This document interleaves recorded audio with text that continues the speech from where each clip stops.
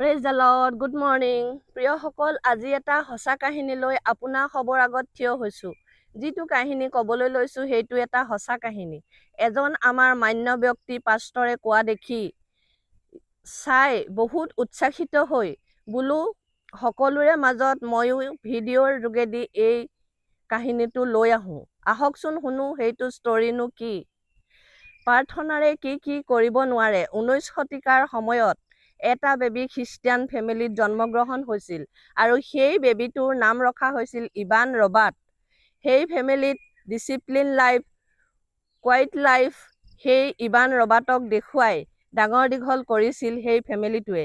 সেই ঘৰখনত এটা নিয়ম আছিল, ৰাতি বাইবেল পঢ়ি শুব লাগিব মনত ৰাখি আৰু সেইবোৰ তেনেকৈয়ে ডাঙৰ দীঘল হৈ এদিন ইভান ৰবাৰ্ট 13 বছৰ বয়স হৈছিল। ঈশ্বৰে ৰবাৰ্টক দায়িত্ব দিছিল, তুমি সদায় প্ৰাৰ্থনা কৰা। আৰু সেই ৰবাৰ্টে ঈশ্বৰৰ আজ্ঞা বুলি মানি সদায় ৰাতি 1 বজাৰ পৰা ৰাতিপুৱা 5 বজালৈকে প্ৰাৰ্থনা কৰিছিল। আৰু ঈশ্বৰে ইভান ৰবাৰ্টক দৰ্শন দিছিল যে তোমাক বহুত মানুহে চিনি পাব, বহুত মানুহে জানিব, তোমাৰ দ্বাৰা বহুত কাম হ'ব। সেইমতে ৰবাৰ্টে 13 বছৰ ধৰি একেৰাহে প্ৰাৰ্থনা কৰি গৈছিল, ৰাতি 1টাৰ পৰা ৰাতিপুৱা 5 বজালৈকে। এনেকৈ সদায় সদায় প্ৰাৰ্থনা কৰাত ইভান ৰবাৰ্টৰ হৃদয়ত ঈশ্বৰৰ আহ্বান আহিল। তেতিয়া ইভান ৰবাৰ্টৰ 25 বছৰ বয়সত ভৰি দিছিল। ৱেল কাণ্ট্ৰিৰ কথা, সেই সময়ত 20 লাখতকৈ অধিক মানুহ আছিল আৰু ৰবাৰ্টৰ দৰ্শন আহিল 1 লাখ মানুহৰ লোকৰ আগত লিখা। ৰবাৰ্টে তেতিয়া 26 বছৰ বয়সতে সেই মানুহবিলাকক বচোৱা।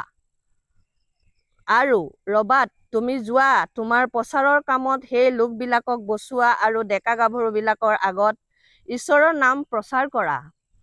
এনেকৈয়ে প্ৰথম মিটিঙত ৰবাৰ্টৰ জীৱনলৈ 16টা ডেকা গাভৰু আহিছিল আৰু তেওঁলোকৰ প্ৰভুৰ শিক্ষা দিওঁতেই সেই সকলো যি আহিছিল ৰবাৰ্টৰ লগত প্ৰচাৰৰ কামত উঠি পৰি লাগিছিল আৰু ঈশ্বৰৰ কাম কৰিবলৈ ল'লে। তেওঁলোকে ৱৰ্শ্বিপ কৰিছিল, ৱৰ্শ্বিপত কান্দিছিল, চিঞৰিছিল আৰু সেই আৰাধনা এনেকুৱা আৰাধনা হৈছিল, কোনো মানুহ ৰাস্তাই বাটেদি গ'লেও ৰৈ থাকিব পৰা নাছিল। সকলোৱে তাত সংযোগ কৰিছিল তেওঁলোকৰ লগত।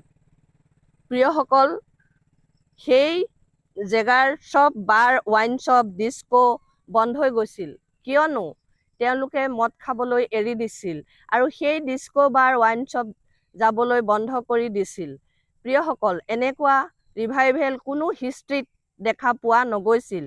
সেই 19 শতিকাত কিয় হৈছিল এই ঘটনা? এজন ব্যক্তিয়ে ভাবিছিল প্ৰাৰ্থনা কৰাৰ কথাত আৰু সেইমতেই ঈশ্বৰে হয়তো ইভান ৰবাৰ্টক সেই খ্ৰীষ্টান ফেমিলিত জন্ম দিয়াইছিল আৰু তেওঁৰ যোগেদি ঈশ্বৰে সকলো কাৰ্য কৰিছিল।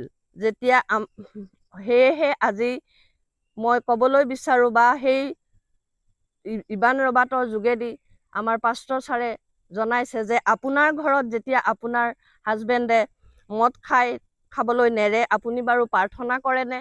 আপোনাৰ ঘৰত যেতিয়া অশান্তি আহে, হাই কাজিয়া লাগে, আপুনি বাৰু প্ৰাৰ্থনা কৰেনে ঈশ্বৰৰ ওচৰত? হয় প্ৰিয়সকল, এইটো এটা সঁচা কাহিনী।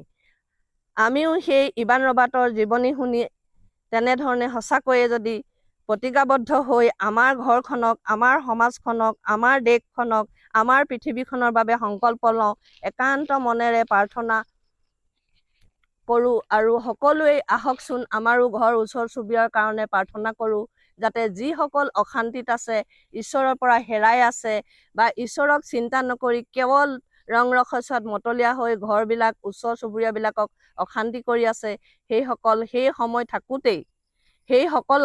এই সময় থাকোঁতেই ঈশ্বৰক জানক আৰু আনকো শান্তিত থাকিবলৈ দিয়ক।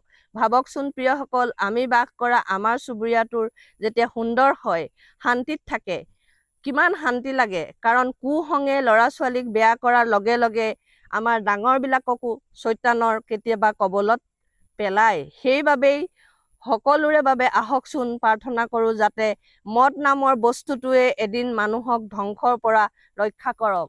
মানুহে মদ নাখায়, মদেহে মানুহ খায়।